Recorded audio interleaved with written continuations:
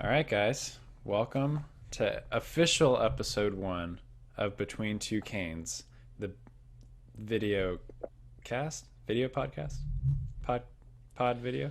Millennials talking about clarinet. Exactly. This is Michael Tran.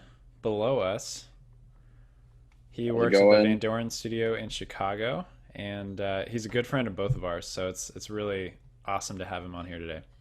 So let's talk Good. about when we met Michael Tran. I met Michael Tran in 2008 at Stetson Clarinet Camp with my twin brother. And I was reminiscing, my brother Ian was telling me about all the bad stuff I did at Stetson Clarinet Camp as an immature high school kid. So maybe Michael Tran can back me up on this and maybe clarify some details. So do you remember the one time where I changed his name in the program to Carlos and that was printed? Yeah, Yeah, Robert, you were a wild one in your that was a day. wild one. If we bring With on Chaz, we the got worse. Oh God, no. We don't need that. We don't need that.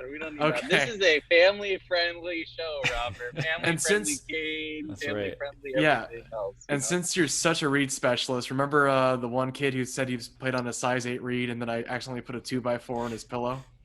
Oh my God. No, don't don't remind me. Don't remind me. That was so bad. Kids don't do that. Don't Kids, don't do that. don't Don't bully people about clarinet. Yeah, Learn that's from me. not good. I I was mean, punished. clarinet Good. is fun. So, if That's true. people want to play what they play on, then just let them do it because it's Yeah. their sound. So, And then after that, I guess Allstate, Florida. You were in ninth grade. I was in 10th grade, and then yeah, it was yeah, Stetson Clarinet Camp. No, and then it was Allstate the next year. and Then then it's just in when clarinet you're, camp again. yep. Well, no, I only went once. But then Okay. it was just at Allstate, and then we went to ICA together, where we roomed together at Cal State Northridge, and that's where I met Joe, and where you What's met up? Joe too. Exactly. That's So right. that was the throwback. ICA 2011, the hottest ICA I've ever been to. So So much walking. So much It walking. Yeah. was rough. Actually, this year probably would have been hotter because it Yeah. was in Well, Knoxville Reno, was right? pretty warm. Reno. This I year's, know. in What was Reno. Reno? Yeah, yeah. But it was at a resort area. It was like an indoor casino. I was talking to Josh Anderson Oh, okay. earlier in the week, and he's like, "Yeah, it would have been all indoors at a resort. Would have been nice on Lake Tahoe. I wish it was still happening, but unfortunately, we live in a new era." That's true. So, Michael, Yeah, give us a throwback. rundown of Yeah, Michael, where everything. where you from? How'd you start playing the clarinet? So I was born in Seattle and I grew up in Pensacola, Florida. I started playing clarinet in my middle school band program, like you do in Florida. So for everyone who Nice. doesn't know Florida, you start in middle school instead of like fourth or fifth grade, like in the Yeah. northern states. So yeah, it's just, and then after middle school and high school, I went to the University of Florida to study with Mitch Estrin, and then for my master's degree, I went to DePaul to study with Julie DeRoche and Steve Williamson. So, So, and how now I'm just a difficult was freelancer it in Chicago. during your undergrad to rehearse in a school of music without walls? The building was a complicated situation. I didn't really know what to make of it. Especially because in Florida, it's always very warm for the most part. And then, Yeah. the 1 week of winter would happen, well, in Gainesville, it'd be like a month of winter. So then The ice all of a storms. sudden the building was like 40 degrees inside of it for some reason. And yeah, it was not great, but apparently they put a metal plate on top of it so rain won't come in from the ceiling anymore. So Oh, that's good. that's very good. It's progress. Yeah. Um, But but yeah, I kid. UF was good. Yeah. UF was good. Yeah. I kid because you were in the clarinet studio at UF with my twin brother Ian, and I'm sure that was an experience. Oh yeah, Ian was a wild one. So, Yeah, but yeah. he's doing his PhD now, right? Yeah, he's doing his Or- PhD at University of Georgia. Yeah, Go Go dogs. dogs. go Yeah. dogs. Wow. Yeah, Yeah. traitor. Sick 'em. Yeah. But you were at UF at a really good time for that studio. I arguably the University of Florida Clarinet Studio was better than Florida State's for like a 4-year period. Yeah, I mean, it was a really great studio. I got to make some, I made a lot of colleagues and friends that, I'm still friends with. Like Mikey Arblue and the field Oh, nice. band, Jeremiah, Adriano, and Patrick Sykes are freelancers in New York. Yeah. Yeah, and then just other friends. Like I have two friends from the studio have done their PhDs at Northwestern here in Chicago, so it's just like kind of cool that. Was that Callie? Yeah, Callie Woodruff and then Sam Webster. Yeah. So Nice. And then like Jackie Glazer came back at one point to like teach. Oh your yeah, senior year. yeah. She was a sabbatical replacement my sophomore year, and Jackie's great, and I mean she's an incredible player, and she's a really awesome teacher, and now she's at the University of Arizona. So yeah, it was a really good time. Yeah. I knew her when she was doing her doctorate at Florida State, and she was like teaching at UF, doing sabbatical replacement, and also playing in Ocala Symphony as principal. So she was super duper busy. That's right. Yeah. She started her DMA after that 1 year position. So yeah, you're right. And she did it fast. She did like 2.5 years. Yeah, she she was really motivated and got it done. So yeah. Man, and good for her. She deservedly has the job she has now. She also won the ICA excerpt competition while at Florida State. Like it was stuff. Yeah, she kept busy, and she works hard, and she's, like I said, she's a great player. And then studying with Mitch Estrin at UF and doing the clarinet choir thing, that was a lot of fun in undergrad because it kind of explored my the clarinet nerd side of things, which I didn't get a lot of growing up. So it was good to be exposed to the different mediums that you can perform in as a clarinetist, in terms of like different sizes and varieties of clarinet ensemble, and being able to play the auxiliary instruments, which is something can be difficult in undergrad, getting experience on auxiliaries. So how many people were in that choir? I think at the biggest there was like 30 people in the clarinet choir. Wow. So, and then it's because there was we had contra bass, contra alto, two basset or two alto clarinets. And at one point I think there was 3 bass clarinets, and then just like full rows of third, second, and then maybe 2 E flat clarinets depending on the piece, and then also an A flat clarinet if someone wrote for it. So I remember that. It was a real time. I mean, to my experience now, knowing what I do, it's very unusual to have that many instruments at a school of music for students to play on. So that's one of the special studios at UF. I mean, they were very well supported and funded, and they have they probably have better equipment than my band does right now. Not for long. Not for long. I mean, we just got a set of baskets. Yeah, I remember there was one year they were buying a new we already had 2 prestige basses, but they were trying to buy another 2 prestige basses, and I got to try 6 prestige basses while I was at school to pick for the school. It was like totally crazy. Like, I mean, like, yeah, props. It was really decked out there. We were tricked out. I wish I was that tricked out, but that'd be nice. I talked to Robert DeLutis, our former teacher at Maryland, the other day, and he said he has 56 clarinets in his house, and like 5 bass clarinets and like 3 E flat clarinets and 2 C clarinets. I mean, I must have like 12 or 13 clarinets in my house. I mean, to be quite honest. No. I think that's something, as you get older, you just kind of collect instruments. Like, I think especially with the B flats, sometimes they're a little bit harder to move than the A clarinets. So you just like have B flat clarinets just lying around. And but also if you're playing more and you're doing the auxiliary thing, like, the more clarinets you have, the more jobs you could get. But true, when there was jobs. Us too. Or gigs. Us too. The only reason we have jobs is because we play bass clarinet. Oh yeah, I don't think I would have won a clarinet job, but yeah. So I mean, you can always turn a clarinet into a lamp, though. So I'm sure DeLutis has like 5 or 6 clarinet lamps, and maybe he's just why not just make one of those like nouveau lighting fixtures, like above your dining room table. Just have like 10 clarinets coming out with lights, and do that. Sounds good. Put them in a cage. Call it a day. Yeah. But let's talk about something else that you also did at University of Florida. You got a 5th-year MBA.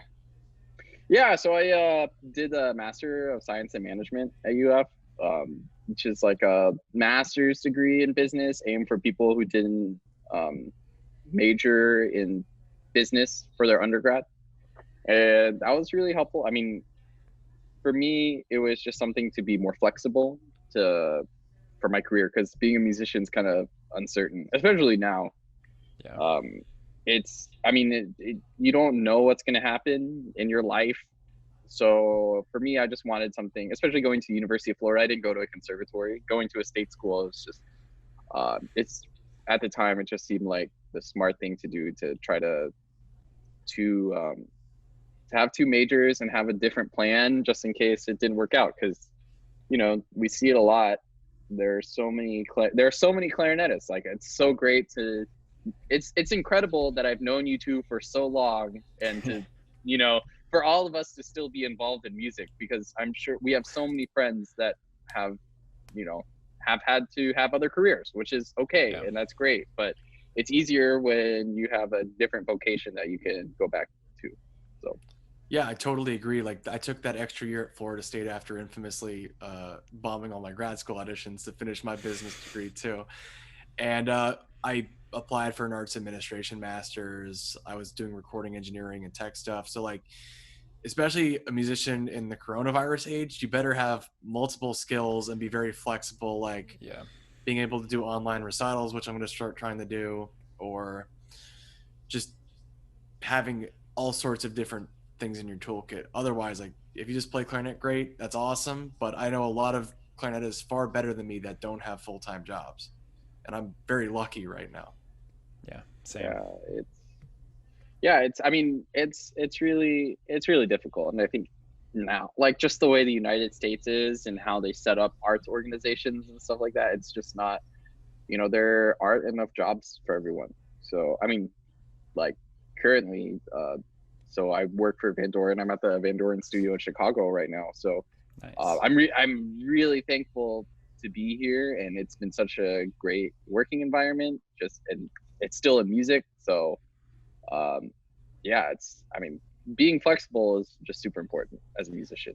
How about you talk about your master's at DePaul, studying with Julie DeRoche and Steve Williamson, and how you transitioned?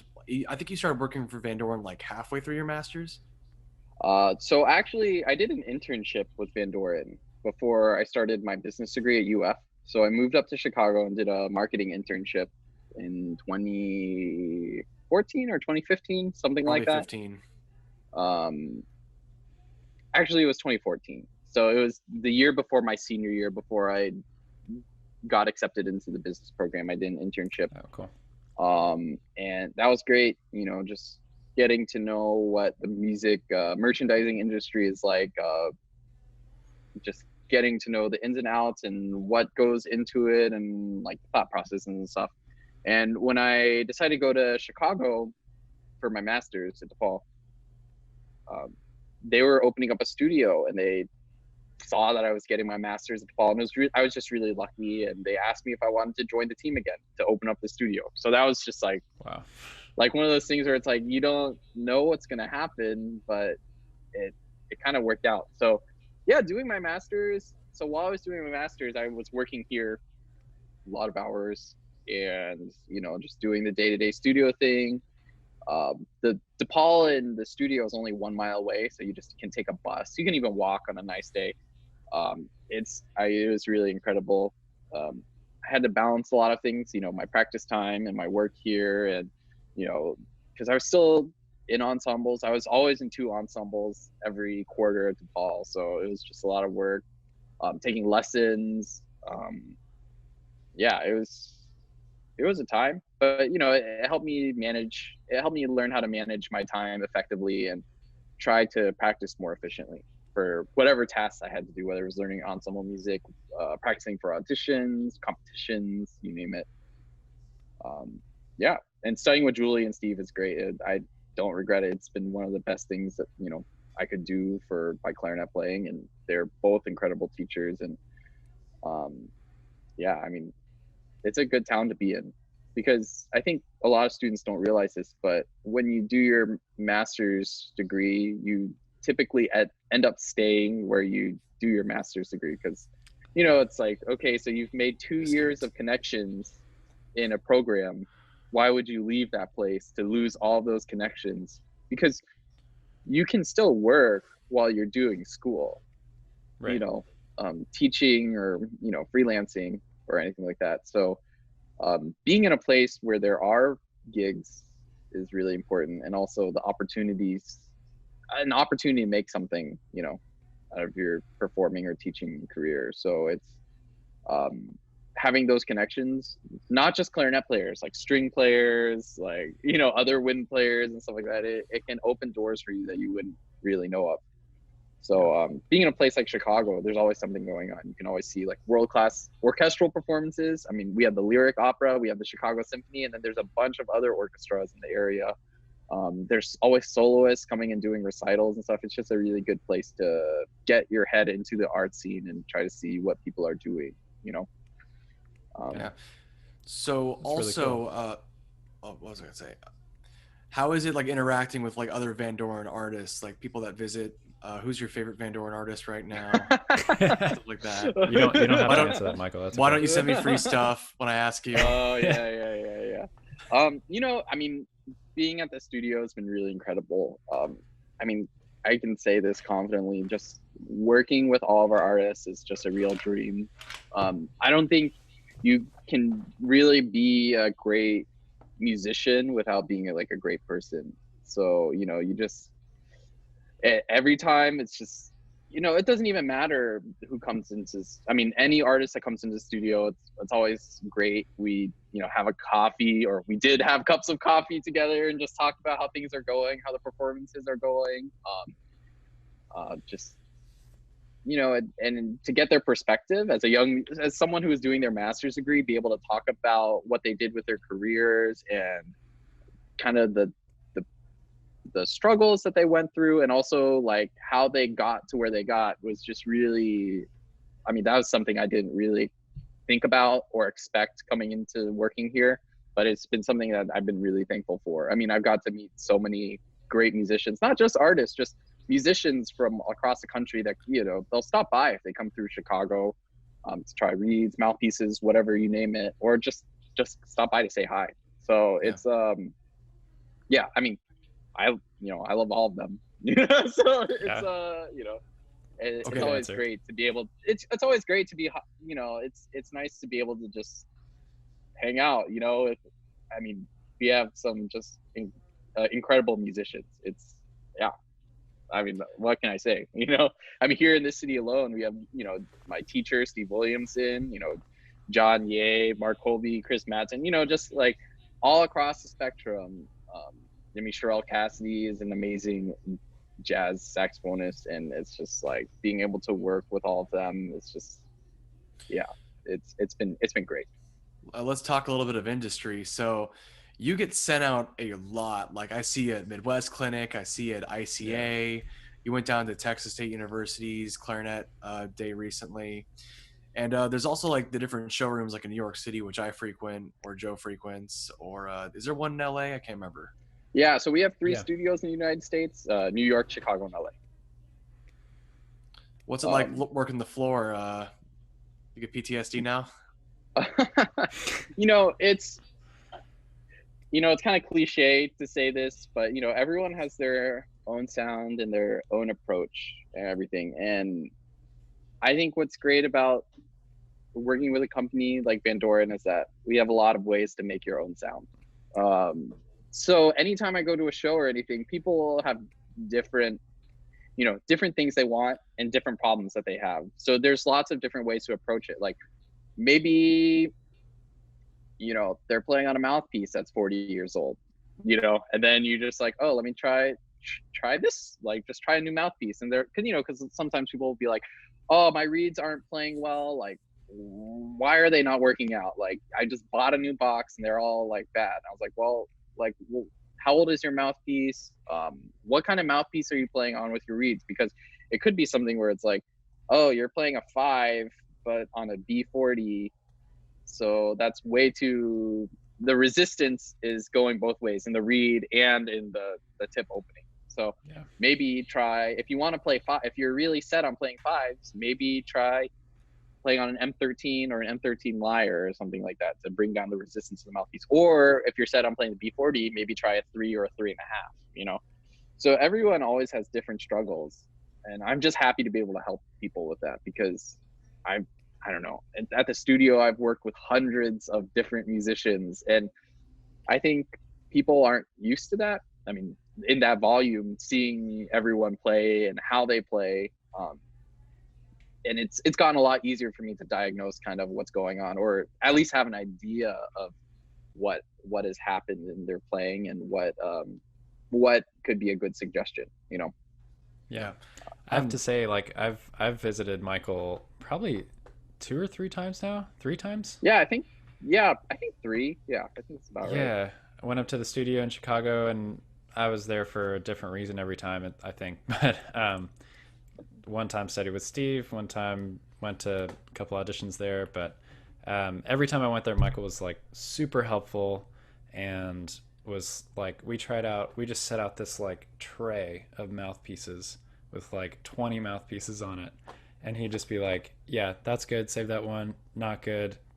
Don't worry about it. Not going to work for you. And so he was just like, he was great. So if you're ever in Chicago and the coronavirus disappears, then go see him. Yeah. So we are opening up for curbside pickup soon, and we're working out schedules for that. But yeah, isn't it insane to think that just a few months ago we were just like trying out trays of mouthpieces in the same room, and now you're at the grocery store and someone coughs, and then everyone just looks at them like, oh my gosh. Well, I can't wait for concerts. I'm at, like, you're gonna be in between movements, and you're gonna hear like, and then everyone in the orchestra is gonna be like. I think it'll like make that go down a lot. I was talking to my wife about this, and like I think that the coughing is gonna basically stop, or else you just get kicked out of the concert hall. I always felt like people coughing in the halls was like them trying to establish dominance over like the other audience members. Like, this is my hall. I think it's just because they can. They feel like they can't for an hour, and then they have a second to do it. So it's like, I gotta get my voice out by coughing. Right, exactly. I think that's always the funniest thing going to CSO concerts. And, it's like, I think I watched Hilary Hahn play Sibelius one, or, Sibelius Violin Concerto, and after the first movement, it was just like, everyone's like, she's just like looking up in the sky, finished it, and then it's just like, just everyone just like, and you're like, really? Like, was that necessary? Do you need to like have the interjection after like the movement ended? Like, what? Oh man. But anyways, it's just, you think of your interactions and how like things that would be totally normal now are just kind of, I don't want to say they're faux pas, but now it's like, oh, that could be like a dangerous situation, or it's not as safe. I don't know. It's totally crazy. Are you guys still doing trials right now? Like if you send them off to someone? So right now we're working how to think about trials, because it's a little different now because of the virus. So we're still working on that. But so right now there are no trials, but we're trying to figure it out, because I know there are lots of people that want to try mouthpieces right now. it's it's the time. You've been at home. You're probably trying every single ligature that you have at home, every single reed that you can possibly get your hands on. Every day, you're just like, does this sound better? Or does this sound better? And I know I've been practicing a lot, and I've definitely done a little bit of that. You have a lot of free time to explore that side of things compared to if you're just like, playing a gig, freelancing, taking auditions, so it's I'm not a Vandoren shill, but I've been constantly going back between my BD5 and my BD513 series. I'm just like, okay, I'm playing sharp today, I'm playing flat today. And I love the BD5 mouthpiece. I'm not gonna like be like, hey, buy it now kind of thing, but like I have it on E flat, B flat, and bass, and let me tell you, it's made my life a lot easier. And I used to choose equipment that was all like, the custom stuff that people buy. I'm not gonna like throw people under the bus or companies or whatnot, but like all these really expensive products. And honestly, like I just want to have easy control of the instrument at this point. Like you can give me anything like basic, and I'll still sound like me. I always make the analogy, like you could give Steve Williamson a totally basic Vandoren R13. I know he plays on Selmers, but he'd still sound like Steve Williamson. Yeah. Yeah. Yeah, I mean, everyone, as long as you have the sound in your head, you know, what coming to the studio and trying mouthpieces and reeds does is being able to get the sound easier. So Right. as long as you have that identity, you know, and that in mind when trying equipment, like trying equipment with purpose for what you want it to do, then the reed choices, the mouthpieces are easier. And I think I've been thinking about this a lot because, you know, I'm sure we've been trawling the clarinet internet for a little bit, you know, seeing all these forum posts. And, you know, I always Oh, the wonder why, forums. you know, people say they only get 2 reeds out of a box.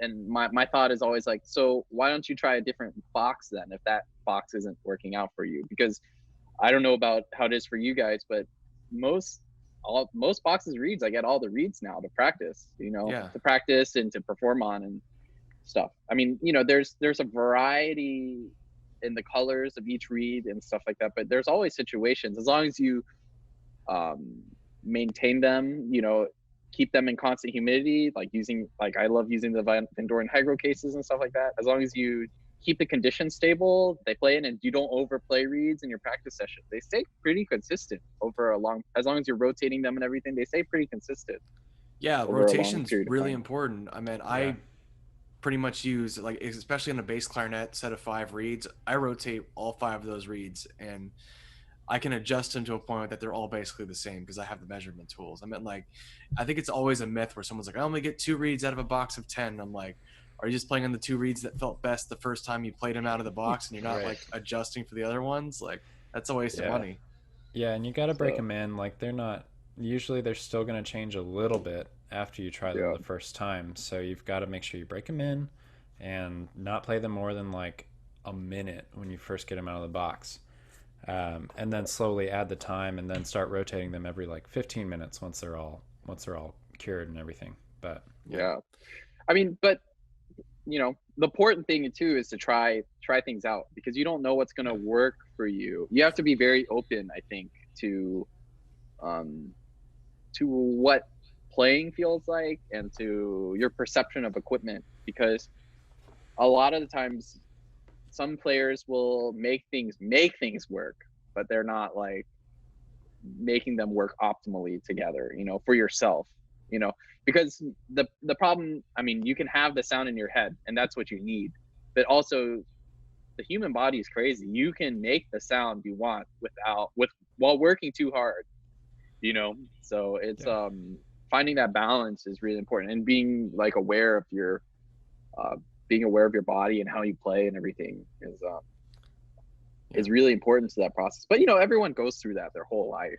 It's not like there's never, you know, I always get these questions like, what's the best mouthpiece, what's the best reed, and it's just like it doesn't work like that. Like you as a 16-year-old clarinet player changes when you're a 26-year-old clarinet player, changes when you're a 36-year-old, 46-year-old, you know. Every point in your life is different. You're I've heard wanting of it different ages. things, you're feeling different things with your body. Like, you know, as someone who plays, you know, your musculature and everything's going to be different if you only practice 1 hour a day compared to if you're practicing like 6 hours a day. So yeah. you're going to need different equipment for those situations. So, And do then you you have get any into props with you? Do you have any props with you? props. So I have Like, some. like Carrot Top. Oh Okay, you yeah, have yeah, one yeah. piece of Between cane. What is wait, oh that? wait, between 2 canes. There we go. That's the name of the show. It's Michael Tran. Between 2 So canes. We yeah, did I it. mean, so I'm at the studio, and you know, we're here. I'm here with the mouthpieces, the reeds, and everything. So yeah, what do you guys want to know about? What things are you interested in? What do you think would be helpful for your viewers? That's a good question. Ask the questions. You're here. You're in the studio. You're in Chicago, not You're in you're in the studio. Connecticut or Florida. Are you by So yourself in the studio? Yeah, right now. So I'm just kind of getting ready to set things up for the curbside pickup stuff. So I'm reconciling different, or like, you know, because the world just kind of ended and we just stopped going to work and everything. So I mean, so I take public transportation normally to get to work, but I biked here because that's better than staying on the train for 30 minutes. Yeah. yeah, And so yeah, I'm just trying to figure out where everything is again, and get, because I've only been to the studio like a handful of times to pick up reads for myself and stuff like that, and to check the voicemail and see what's going on. But I guess something good for viewers to know is to even try out multiple units of the same mouthpiece model. So all of our mouthpieces are hand finished, so there's going to be a little bit of variation. I mean, everything's like, let's say you're playing B40 lyre, if you pick out 10 mouthpieces and you just play a scale, they're all going to sound in the ballpark of a B40 lyre, or what you would sound like playing a B40 lyre. Some players like to try multiples of mouthpieces, and we allow that. Or, well, we did allow that at the studio. And, that's more of dialing it in. I think, for a very specific purpose, and for, like minutia of levels of comfort, because when you're listening, it sounds pretty much the same, but you can always tell when listening whether a player is more comfortable or less comfortable. Yeah. But some players will just come in and be like, hey, I need a mouthpiece. Like, they've just gotten comfortable enough playing different Vandoren mouthpieces. They know what to expect out of it, and be like, so they just buy one out of the shelf. And professionals do that. Usually I recommend, if you're a student, like if you're a younger student, you're not really going to be able, it's harder to dial into those differences because you don't really know what those feelings are. So I usually recommend trying 3, because out of 3, it's like, you'll notice a little bit of difference between, or sometimes you won't even notice a lot of differences between the 3, depending on how in tune you are to those traits. So yeah, I would recommend trying as much as you can, though, so you know what the feelings are, like trying different models first, because especially if you haven't played Vandoren mouthpieces in a while, like a B40 lyre feels a lot different than an M13 lyre, or like an M30 or anything like that. So yeah. And trying with different reeds too, that's another thing. Right. Yeah, I was just about to ask about that. So when you, like, do you think, or at least in your experience, do you think different cuts of reeds, like the traditional versus V12, V21, will work for a specific kind of mouthpiece, or is it really just up to the player? I think so. The cuts of reeds, even though they're labeled, 2, 2.5, 3, 3.5, so on and so forth, those numbers are all relative strengths. So like different cuts are going to play it with different resistances, and it depends on how you make your armature, because the vamp, the section of the reed, above where it's filed, and there's a reed shape that vibrates, they're all shaped differently. So when you feel a V21, when you feel a V12, when you feel a traditional, and when you feel root peak or whatever on your lip, they're gonna feel, the way it vibrates is totally different. And that's by design, because we don't want to make reeds that all feel the same. We want everyone's different. So I think the cut is more dependent on the person, because every mouthpiece can play the different cuts, but it's what you're comfortable with and what kind of, where you like feeling the resistance. For example, a traditional reed is going to have, the heart is going to be a different thickness than a V12 reed, or a V21 reed, or a ruler peak. So you can really tell that because your lip is sensitive. So, but finding those strengths, like let's say, let me just throw this out there. Like, let's say you're playing a BD5, and that's me. You're switching to a BD5, and before, that was me. You're like, I was always a V12 player. I'm only a V12 player, or whatever. But then you're like, maybe why does this feel a little off? Like, why does it feel a little stuffier than what I'm used to? Maybe try a traditional reed, and then you'll find like a little bit of a softer traditional reed, and maybe you'll find it opens up the sound more, because of the way the reed is shaped and the way you bite on the mouthpiece. I mean, there's no like one ticket, unfortunately. I mean, but I think as you grow older, you kind of find that out, that it's Right. not all a one-stop shop. But I mean, that's a great thing about coming to the studio. You have all the reed samples available to you, and you can be like, let me try this, and I can help you, or you can try to navigate that process yourself. But yeah, the important thing is trying all the cuts and really just exploring that. And we have these like 4-pack cards now that you can get in different sizes. Like you can get a 3.5, and you can get one of one 3.5 B12, one B21, one Rula Peak, and then it'll include an extra depending on what pack you can do. And I think that's really great for students, because students aren't going to buy like 3 boxes of reeds to try. That's something that you could do as a band director, maybe have a little stockpile of different things if the students pay into that or something. Like, I'm sure there's a model you could do, but or as a private teacher, you can get different cuts or something like that to help try your students. But the best thing is to take them to the studio, because we're happy to help you with that. Can we conclude on something totally not related to clarinet, but still very interesting? Sure. What's up? Let's talk about you cooking ramen. Oh yeah, check that out. Yeah, look at that. Who's that guy? I don't know. Ooh. Look at this. Look at how delicious this stuff looks. Oh, that looks good. Let's talk about your Actually, interest in reviewing ramen restaurants and then starting to cook your own. So I don't really review restaurants. I mean, I just eat it for my personal knowledge. I mean, I've always loved food. That's kind of like my hobby. It just tastes good, makes you feel good. So yeah, ramen was something. I went to Japan 4 years ago, and I was always interested. Everyone eats like instant ramen, I think, in the United States, or has at least had an experience with it.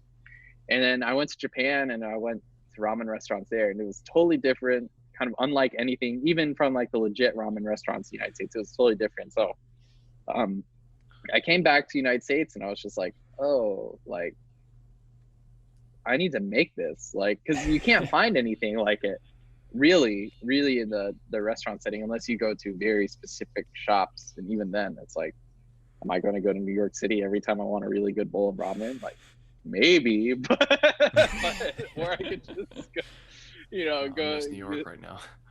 So yeah, I just went online, and Reddit has a ramen subreddit. Reddit is this like it's like this website that contains a bunch of forums and different subtopics and everything like that. And one of the moderators posts recipes on there, and they're really great. And that's kind of how it started. I just went off those recipes because I'm a somewhat experienced cook, and I was like, how hard could this be? Just following a recipe. And it's been a journey, because I've been making ramen for 3 or 4 years now. And yeah, it's a lot of fun. There's a lot of things. It's really flexible. It's kind of like, I don't want to make this analogy, but it's like, trying equipment, but you're just trying food, which is way more delicious than equipment. That's true. Yeah, I've had your ramen before. Back in Yeah, me too. 2017 when I stayed at your place at Midwest Clinic. It was good, man. It was better than every ramen place I went to in DC, to be quite honest. Yeah. I mean, Yeah, you guys have both come over and had it, so it's it's good. It's good. And I love sharing it with people, because it's like, okay, so I have like 8 pounds of chicken that I just boiled for whatever 6 hours. Like, how am I going to eat this all unless I freeze it? So it's something I do to invite my friends and hang out, because it's just, sharing food is great. People feel good when they get to eat things they enjoy, and it makes me happy. So yeah, I mean, just any suggestions, just like follow recipes online and try, because it's not that hard, and you don't have to do it all in one day. That's the key to ramen, to not be overwhelmed by it. Like, you can make the soup ahead of time and keep it cold and just warm it up for when you want to eat it, or freeze it. The seasoning, like the soy sauce seasoning or the miso seasoning, whatever you decide to choose, you can make that ahead of time, and it's so salty that it stays good in your fridge for months. All the components and everything can be made in different times and different ways, so that you don't have to like devote one day 12 hours to making this thing, which that would just be like way too much work. I mean, and as musicians, we don't have a lot of time, so Now we do. Usually. Now we Now do. we do. But now, yeah, you guys can do the ramen journey. You guys make ramen at home. Just get a bunch of chicken decks and some pork and soy sauce. Yeah. Go at it. Sounds good. Yeah, man. Have to try it. That's awesome. Just to like be that interested in something, to go out of your way to be like, okay, I want to make this now. This is something that I'm not familiar with besides the American instant ramen. I got to go farther than. Yeah, That's probably mirrors like a level of musicianship. You know, instead of just being like, okay, I just played all the notes. It's like, no, I'm gonna be an artist. Yeah.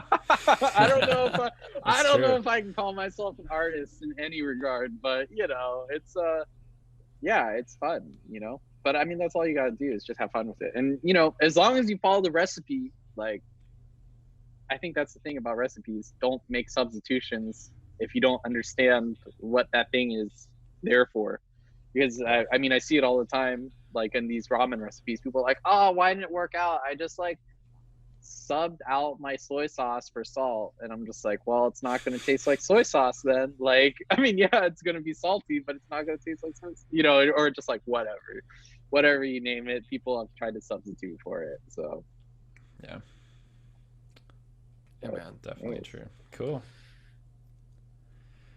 well, Awesome. That's Well, thanks for joining us, man. yeah. This has been fun. yeah, no, glad to be here. Check out at Vandoren Studio Chicago on Instagram. Nice. We'll tag you. Yeah. Put it Tag, everywhere. We'll tag like, away. subscribe this show, follow, comment if you have questions. Yell at Smash, us. smash the subscribe button. I forgot. That's what you say. Negative publicity is still publicity. We'll take it. Wait. Wait, what? So, cool. Well, Awesome. thanks for having me, and it was fun. It's good to see you guys. Good to see you Yeah, too. you too. It's been too long.